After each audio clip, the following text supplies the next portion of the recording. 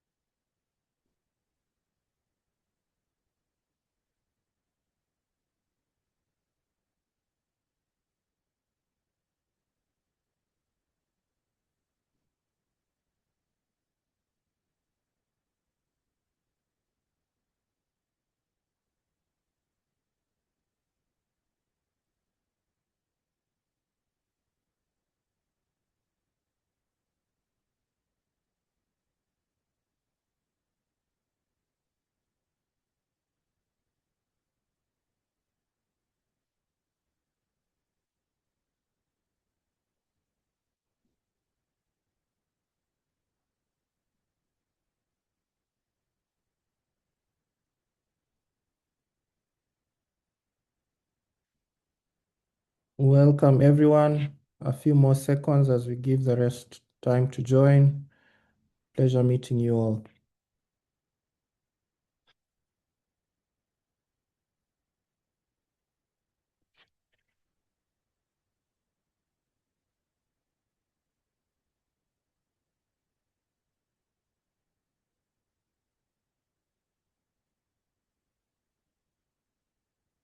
All right.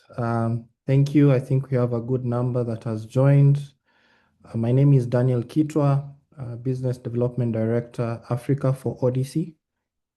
As you can see on your screen, I'll be presenting for the next couple of minutes about our Odyssey procurement platform with flexible embedded credit, ideally to unlock your pipeline in Africa.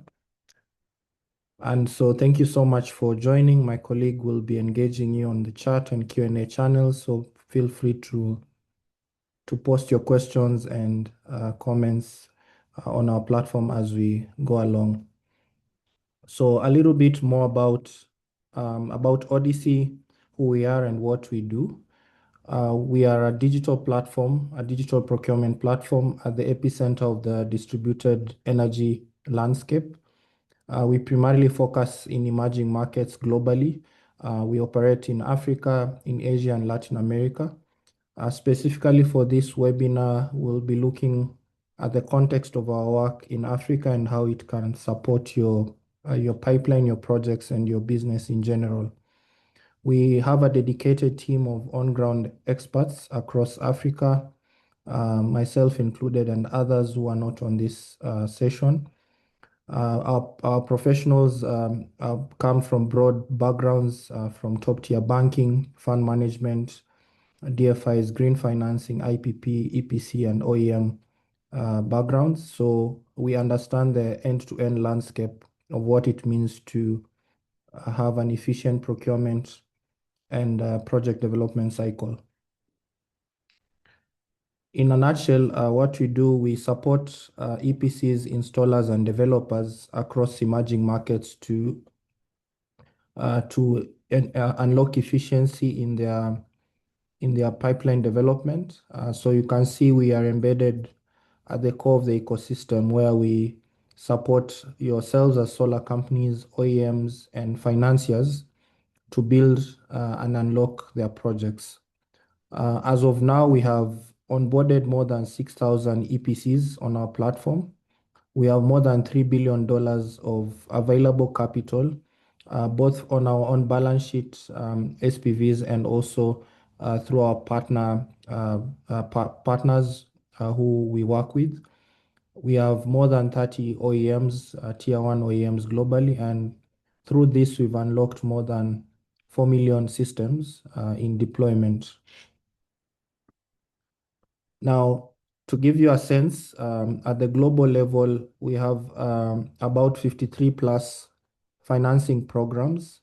These are tender-led projects and programs often by multilaterals and DFIs across the globe, supporting various decentralized technologies.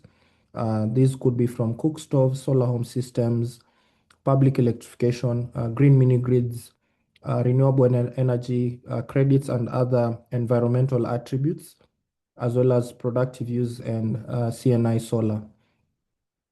Obviously, these programs align with the various electrification goals of the country or the countries of operation and how the pipeline is built. And Odyssey is privileged to embed itself and support these programs to deliver value to our developers. Now, as we delve into the sub-Saharan market and landscape, I'll invite my colleague to run a poll, Lucille, to run a poll and just get to a sense of who is in the room and what you're up to and how we can work together. So on your screen, you can see um, three questions. Just take a minute or two to respond.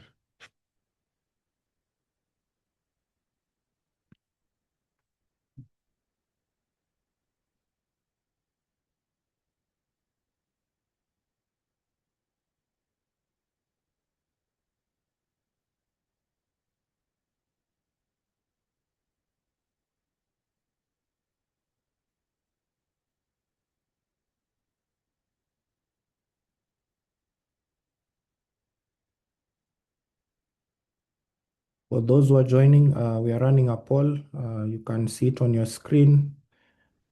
What best describes you as a company?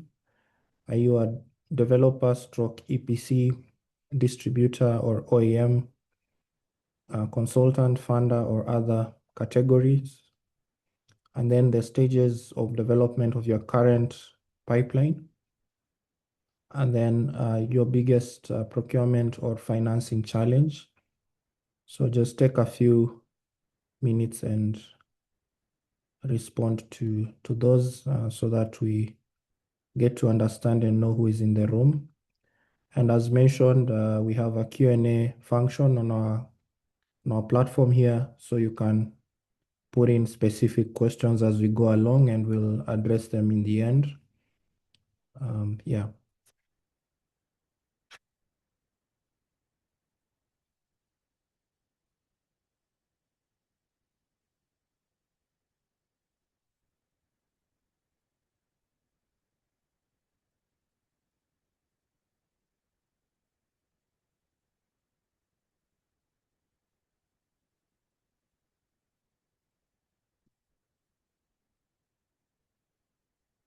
All right, Lucille, I think we can close the poll.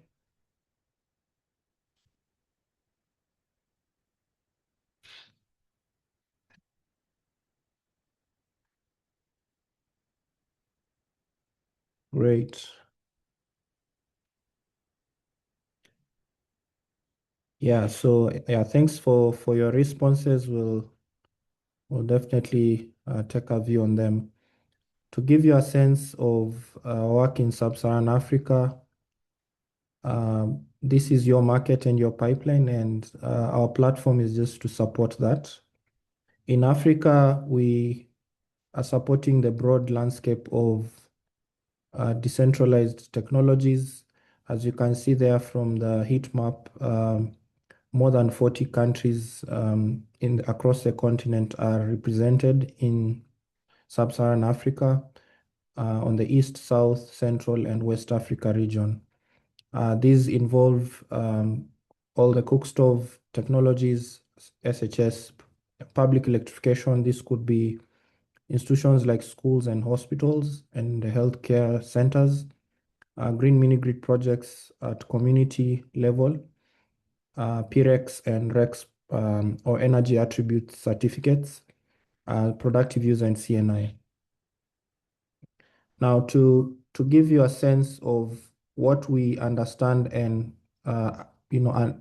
see from a day-to-day when engaging with EPCs, we understand two things. EPCs require an efficient supply chain credit ecosystem or tools to unlock their pipeline. And then they also need to work within a framework where there is efficient and adaptable supply chain services. Now, these two buckets of solutions are what Odyssey is providing to developers in Africa and beyond.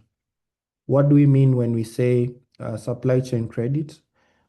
We know that projects have a lot of cash that is tied over a long time.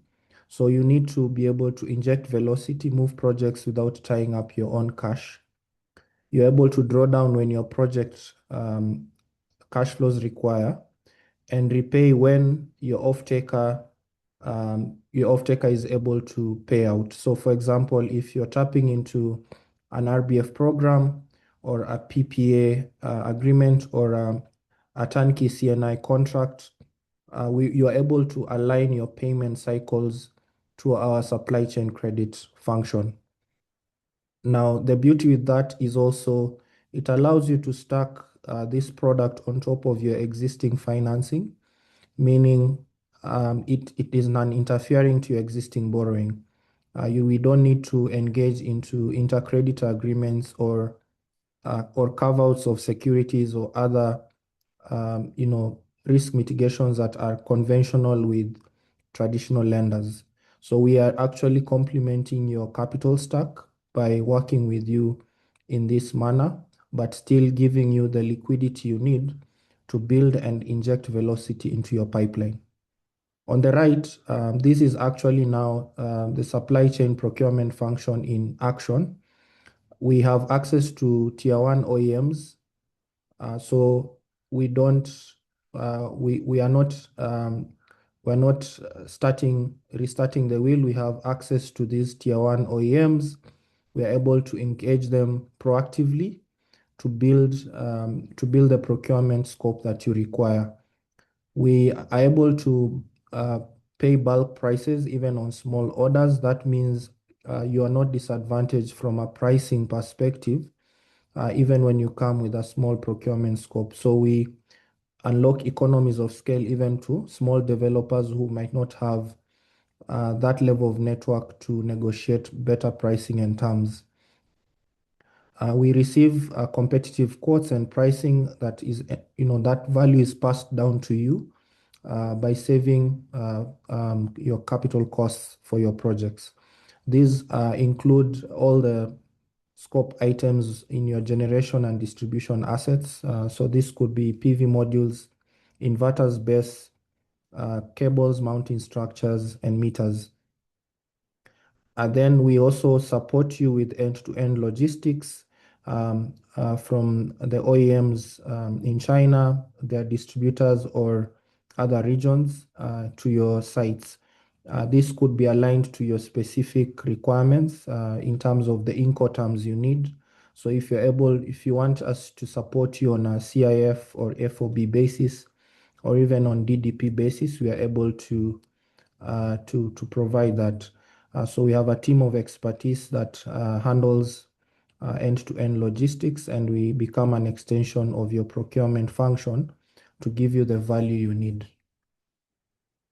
Now, this gives you a snapshot of our OEM network and our supply chain service and team and what we provide. I won't go into details because I've more or less covered it before. To go into a brief on how our model works, we understand the broad array of developers work either within a blended finance ecosystem where they are tapping into capital flows from different sources. For example, you could be having your own institutional equity or founder equity as private capital into your project that is seeking a market rate of return.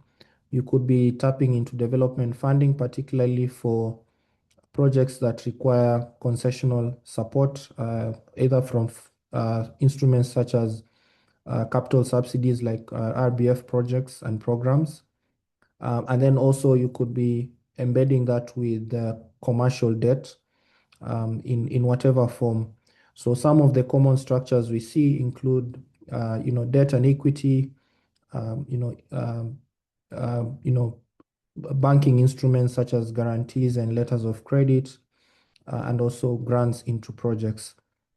However, your capital stack is and organized either at the parent core SPV level, we are able to work within the framework of your business model to support you. So, not necessarily requiring you to set up a separate ESCO or entity or subsidiary for us to ring fence your projects. We're able to work within your capital stack and your corporate structures to support you. Now, this slide basically captures the key metrics of our product. At the moment, we are able to support a developer with a credit envelope of up to $5 billion with a tenure of up to 12 months, give or take, depending on your procurement cycle and your construction build. For our financing or our support, we support you with equipment financing of up to 85% of equipment value, meaning we expect a developer to have a 15% to place a 15% deposit. And our cost includes a margin, an upfront processing fee, and a margin based on the outstanding period you will be using our equipment financing.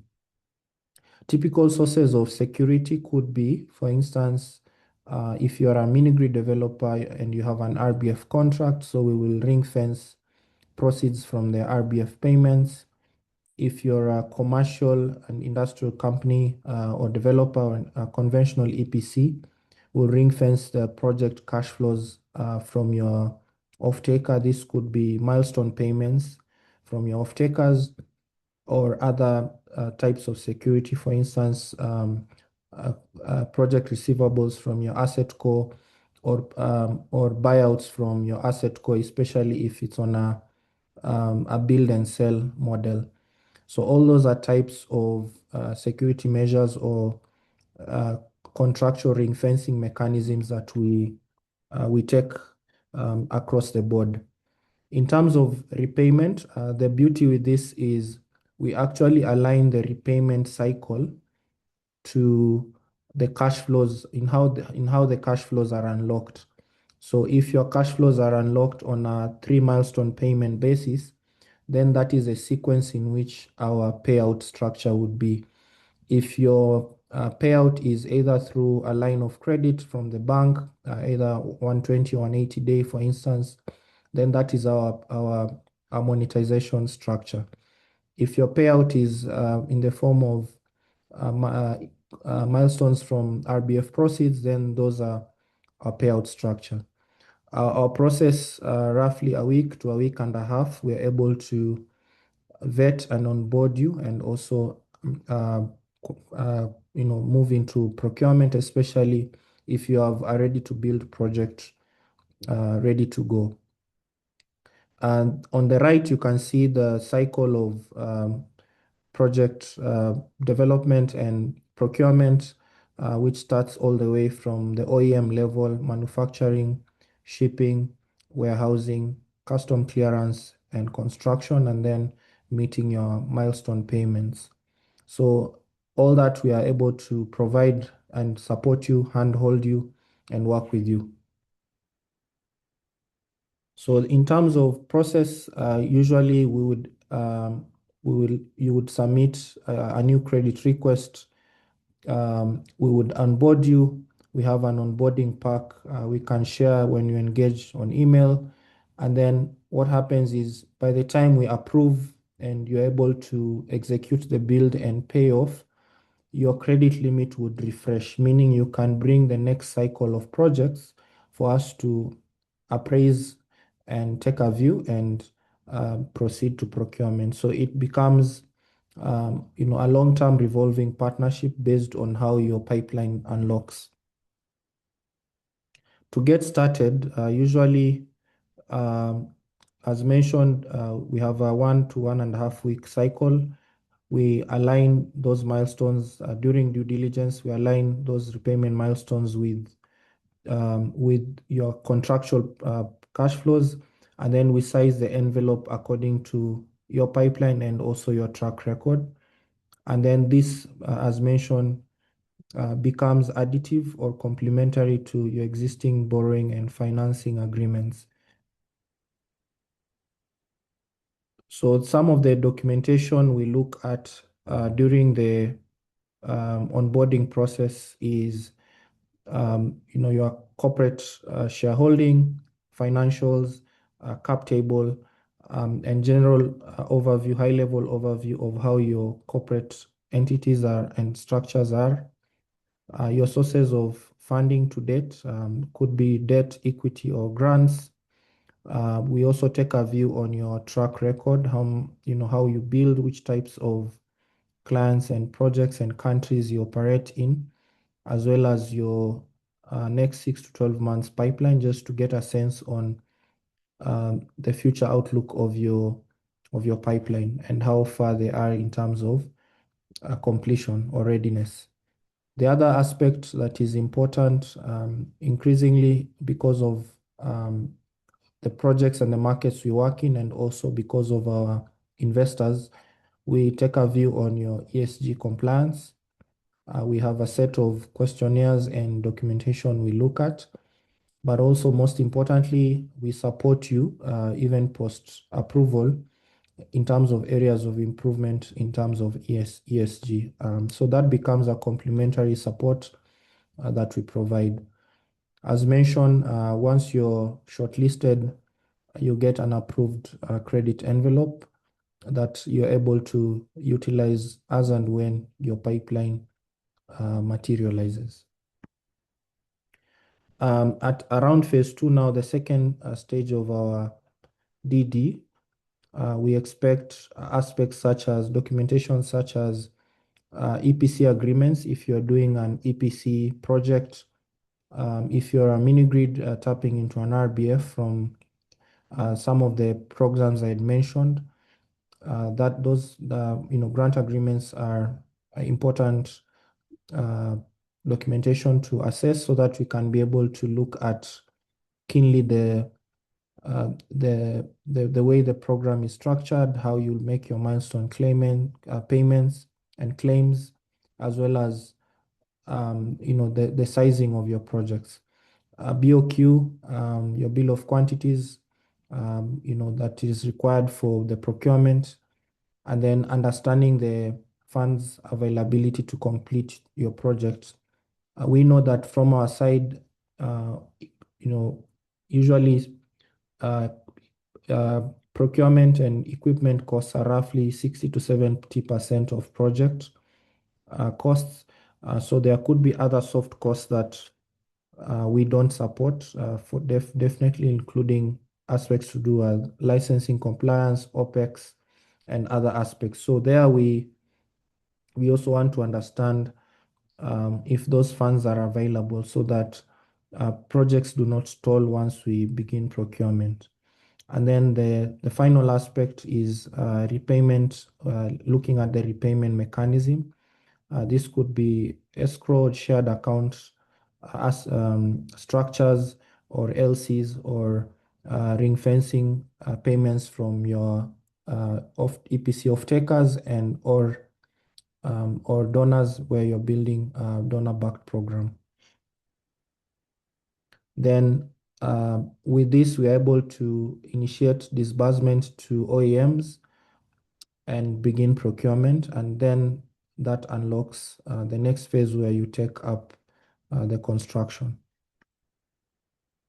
So in summary, that gives you a sequence. We just use grant award as a placeholder, but if you're looking at CNI projects, then the EPC contract becomes the contractual basis for us to underwrite those projects.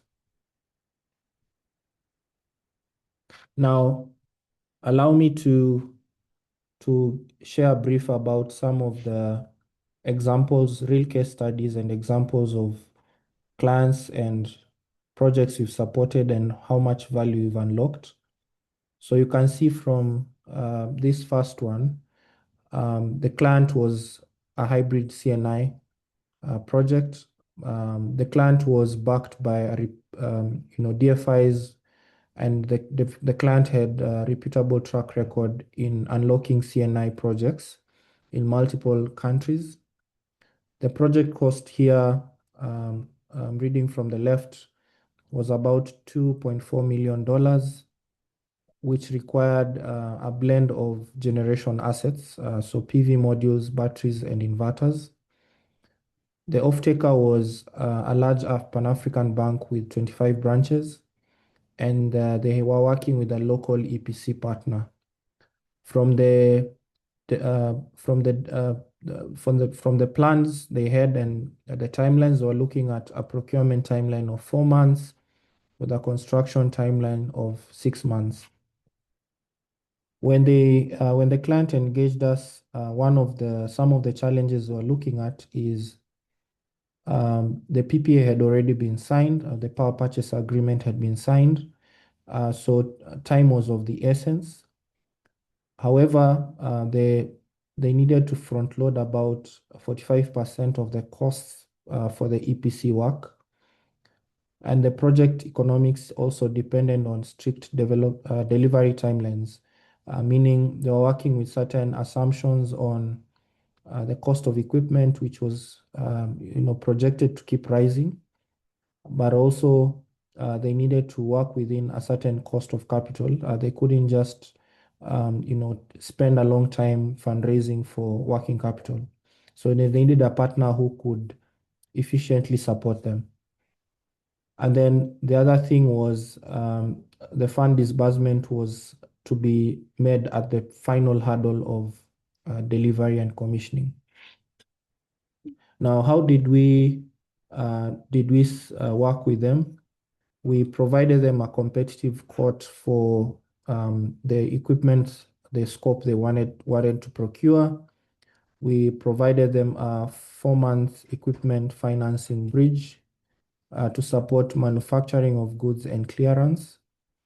Only what they needed to do was a 15% deposit from the EPC, and we onboarded them and approved their support. What ended up happening is by the time we delivered equipment and the project was built, we unlocked more than 12% savings on the equipment. Especially this is quite important because that's a lot of value for IPPs and EPCs. We prevented delayed disbursements from their investors for about 4 months, saving an additional $144,000 of cost of capital. Then we also, of course, unlocked a lot of transaction savings. We protected the EPC procurement margins by improving overall economics, and we also reduced procurement risks by providing transparency via live tracking features on our platform. So at any given time, all the stakeholders could view the sequence and timelines and progress of the procurement cycle. And that was very helpful, particularly in building new relationships in new markets. So that is a summary of a hybrid CNI case. This is just one among many, and most range, from as low as $300,000 to as high as $5 million. But that gives you a sense in terms of how we've supported a CNI centric project.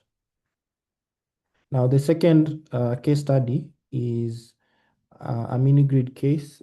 In this case, the portfolio size was about 15 sites being concurrently built. The estimated project cost was about $3.9 million. The project scope was an isolated mini grid portfolio that was DFI backed, government backed, and they required support for them to build. They needed, the full scope of generation and distribution assets. Uh, the off-taker here was backed by government and the World Bank. So the World Bank would have paid once the developer had reached commissioning milestone. So there was clearly a constraint in terms of liquidity and working capital for the developer because they needed to pre-finance the build for them to unlock the payment milestone from the World Bank. In terms of timelines, we mapped the procurement, shipping, and clearance to about 4 months. We mapped about 12 months of construction. So that was a cycle. Well, a number of challenges was the way the contracts were written. The developer needed to simultaneously roll out all the 15 sites, roughly to unlock more than 8,000 connections. The other challenge, as had alluded to, was the milestone payment nature, where 80% was paid on commissioning and upon verification of connections. That means there was a long-winded, more than 12 months liquidity gap for the developer to fill. The other aspect was because of the nature of the multiple sites and equipment, there was a lot of complex coordination required across multiple OEMs and project partners, including logistics and the likes. So by us supporting them on this, we were able to more or less even reduce the need for additional staffing for their team and be able to quickly proceed to project execution. So in terms of summary of the benefits, obviously, by the time we supported them and they were able to construct more than 8,000 connections, specifically 8,600 connections were unlocked. Deployment of 2 megawatt solar capacity. That means their project credential as a developer had significantly increased, and they were able to go back to request for additional contracts for the program. And as mentioned, liquidity is the most important thing we unlocked because that means without this support, the project would have most likely stalled because their local banking partners were not comfortable in taking construction risk for this project. Lastly, in terms of the support, this framework has been repeated over multiple times with the same developer and also other developers, meaning we have now established a scalable structure for large multi-site RBF portfolios. And this scalability is not only in this country, but also in other countries where we have already tapped into such projects. So again, not only the benefits to the developer, but also to the ecosystem, where we are able to replicate this model to add towards other developers who may need it. Yeah, so I'll just summarize this and then after this, I'll open the floor to Q&A. As mentioned earlier, just keep putting your Q&A in the chat and we can look at them. So in summary, just to give you in a nutshell the value, we support you to build a credit envelope around the realities of your payment cycle, meaning we don't receive monthly payments if your contracts or your off-takers are not paying on monthly installments. So we align to your repayment capabilities or repayment agreements from your off-takers. The second thing is you come to us and we unlock both procurement and financing end to end from one place. So we become a one-stop shop for procurement solutions, but also embedded equipment financing. And then the last is dynamic, fast, and additive nature of our projects and our workflows enables you to tap into our support, um, on a rolling basis throughout the year. This is quite important given the current global geopolitical environment where shipping routes are being reevaluated, supply chains are being stretched, and other considerations, including cost of shipping, insurance, taxation, etc. All these are factors that add to your equipment costs. So having a fast and efficient model to bypass or mitigate some of these risks is quite important for you as an EPC. Let me take a pause there, and Lucille, let me know if there are questions to respond to. Yes, there is question in the chat, and I've shared them with you also in the chat if you want to take them. All right. Seem not to be able to see them. Okay, I can read them to you if that's better. Yeah. So James asked us, does Odyssey offer any support or guidance for project financing, especially for early stage needs like EIAs and licensing? Yeah. So by nature and design of our procurement solution, we typically support you on the on a ready to build basis, so late stage development or construction ready projects. But often what we've seen is there are a number of ways we support.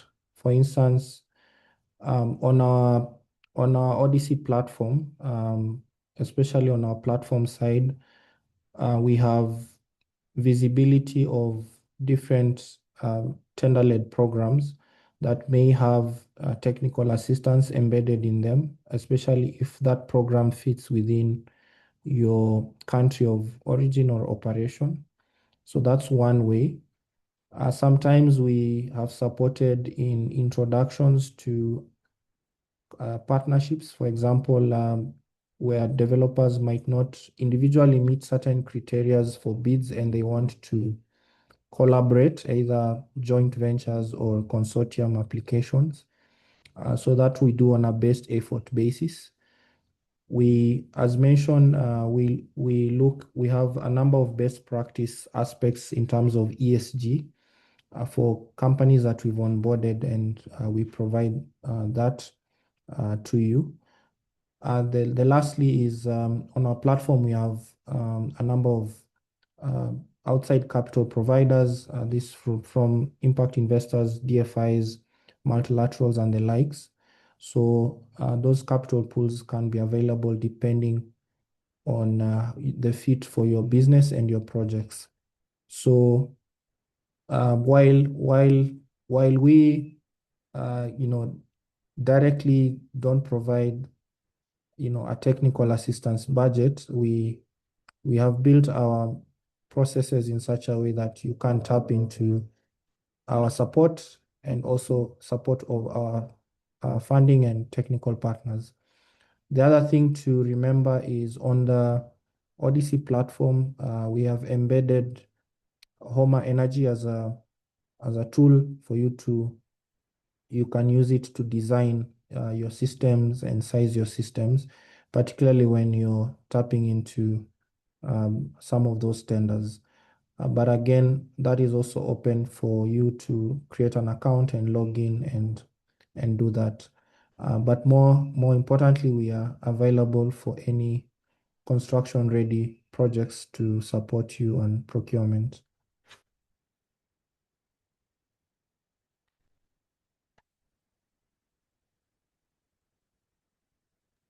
Thank you, Daniel. We've got other questions as well. Are there opportunities for co-funding or financial instruments to help cover regulatory compliance costs? Yeah, good question. I think it kind of relates to the previous question. I think my understanding is regulatory costs, probably this could be things to do with feasibility studies, ESIAs, environmental social impact assessments, and other hurdles that you need to meet. I would say it's a case by case depending on the market. So in some markets, there's clarity on such information. We can point you to them. In some markets, you might probably need to cover those costs in-house, especially if project development capital is not available. So I would say not within in-house resources, but within our uh, funding partners, we can point you in the right direction.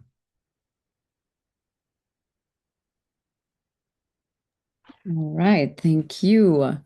From Jovine, we've got also a question. Do you support individual companies, projective use like restaurant, motel, hotel, to access energy efficiencies equipment or tools which can increase productivity, or your focus on producer here? Example, in Rwanda, there is hotels which needs to have solar capacity for not depending on grid only, but for own use, not for commercial purposes. Yes, these would typically be small to mid-sized CNI projects. So we've seen some of those emerging in some markets, including Rwanda. Yes, so in a nutshell, we do support. What we do want to understand is the the business case that is being made there. For example, are you trying to replace, for instance, diesel consumption, and is it a play against diesel cost offsets? Or, for example, in that specific market, are you looking at maybe the grid tariff is quite high and you want to offer a low tariff or a low cost of energy on a CNI solar basis? Or are you solving for grid reliability and uptime? And if you, based on the case that you're trying to unlock or the value you're trying to unlock for your client or counterparties, then it means that will also inform the structuring of your cash flows. So if, for example, you're replacing diesel costs, in most cases, you'd find the lease plans and the payment plans will mirror the diesel cost payments that, or the tariff in terms of energy to the grid that the the off-taker was paying, and with time, maybe over a period, they can pay down the cost of that equipment, especially if it's on a turnkey basis. Other scenarios could emerge. For instance, if it's reliability, then it means there's likely that your customers are unlocking more revenue from the value of your project. So there could be increase in income or revenue from productivity. So they might be able to afford a much larger payment cycle or much shorter milestone horizon. So yes, in a nutshell, but obviously in terms of structuring, we would work with you on a case to case to understand the specifics of your projects and offtake agreements. All right. Thanks, Daniel. Another question from James, and then there's two more.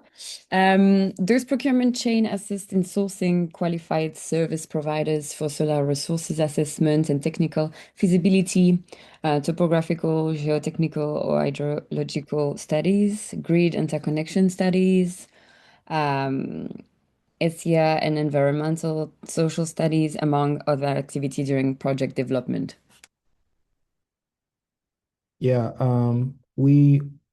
I guess based on the nature of that question, probably this is looking at a utility scale scenario. where you need grid technical studies or grid interconnection studies and the likes. So we don't, obviously, we don't do that in-house. And you as a developer, as an EPC, the technical scope is yours, where, as mentioned, where those resources are needed and referrals can be made on a best effort basis, we do provide that from our network of partners we know.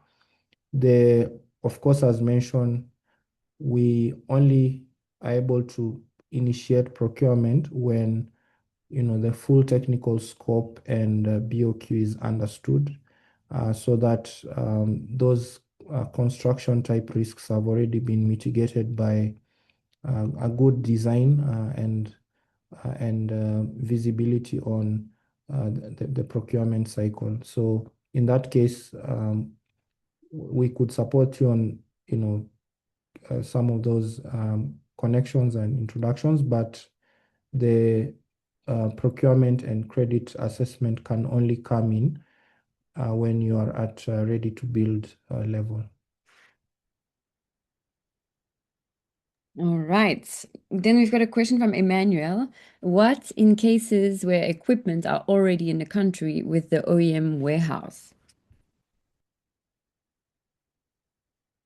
Yeah, okay. This is, so for instance, probably the OEM has a distributor, or they have equipment in country from their own storage. Yes, we have scenarios like that. And sometimes, depending on because as mentioned, it's not only costs that are the only variable when it comes to EPC contracts or generally energy projects. There could be aspects such as timelines. So, for example, there is a certain deadline we are working towards. You are trying to avoid, certain liquidated damages or delayed damages, or you've given, an advance guarantee that you're tapping into, and those are time-sensitive commitments. Or you're working towards unlocking the next pipeline. So if this delays, then it will affect that as well. So obviously, there are certain trade-offs. If it comes at procuring from the local level, it just depends on the level of cost you're looking at, the equipment value, and whether the specifics, sometimes the specific components are actually fully available. So sometimes you'd find an EPC wants a specific type of PV with a certain power class, but that configuration is not available locally, or it might mean aggregation from different local distributors. So those are more details around how we support developers. We do have visibility of volumes and availability of stock, both at the global levels with OEMs and at regional levels. So depending on the constraints that you are working with, be it timelines or costs, we'll discuss with you the best optimal procurement and supply chain route to support you. Yeah. All right. Thanks, Daniel. We've got an additional two questions, and then I think we'll be at time. But Chris is asking, what is the smallest transaction ticket size you can finance? Can 100K transaction be approved? Yes, we've started actually with that, and typically that could be the lowest. Usually, what we try to understand also is the potential growth. So, as you come to us either with a small project, we also want to see your scalability plans or how your pipeline is likely to evolve. It's obviously easier to make a case where we understand there's potential upside and you're using this to build to a longer term perspective. So we look at it from a long-term relationship which we want to build with EPC developers. So yes. All right. And then Murtala asked, does Odyssey provide supply chain financing for small businesses that need a 10 kilowatt solar system, or is it your financing limited to larger commercial projects? Yeah, so financing is linked to most likely if we are taking construction risk, then it is directed through the project developer or the EPC. I think it just depends on the definition of small. We have supported both small and mid-sized CNI, but as well as large CNI projects and mini grids. So as I think from the previous question, that ticket size I had mentioned usually is our small end of the spectrum, and we support that. Yeah. Great. We're going to do one last question. Thank you so much, everyone. So, Murtala asked, in Kaduna State, Nigeria, many printing and publishing companies rely heavily on diesel generators. There is growing demand to replace this um, with solar systems. Does Odyssey provide supply chain financing or credit facility for EPCs companies serving this market? What financing option and repayment terms are available for projects of this size? 10 to 30 kilowatts.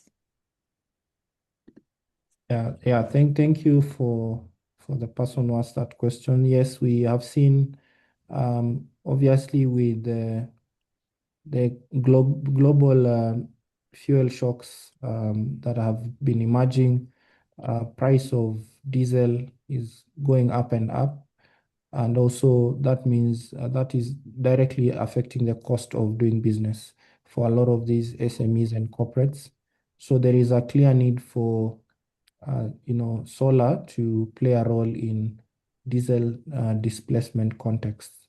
Yes, we've supported solar, even for example, small telco projects in Nigeria to replace their diesel component. We've also been looking at ways to incorporate BESS on a maybe much small, a little bit elongated time frame to allow the off-taker to pay off the equipment. So I think if you have pipeline and you want us to look at, we'll be happy to discuss with you offline specifically on that point of diesel to BESS. Of course, the only thing is to look at how to aggregate those orders and looking at how to unlock and inject economies of scale even as you engage those SMEs.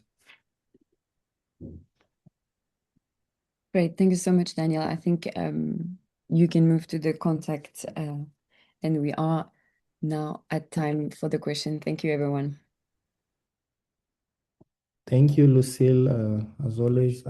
Yeah, thank you everyone for engaging with us on this webinar. Please take note of the contacts on the screen and reach out to us if you have areas you want us to collaborate. As mentioned, we are very Pan-African focused, so we are agnostic and we'll be happy to support and go with you wherever you're expanding to. The other thing to mention, you may also have projects that are on a cashback basis, but you just want to unlock equipment savings. So we do support developers who have some sort of financing from their own resources or elsewhere to realize equipment savings as well.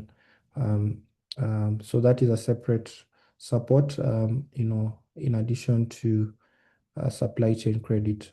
So allow me to end here the session, and thanks a lot. All this will be available on our online platforms, so you can have the time to review and take another look at the presentation and the conversation, and also reach out to us if you have further questions. So thank you everyone, and have a wonderful rest of the day.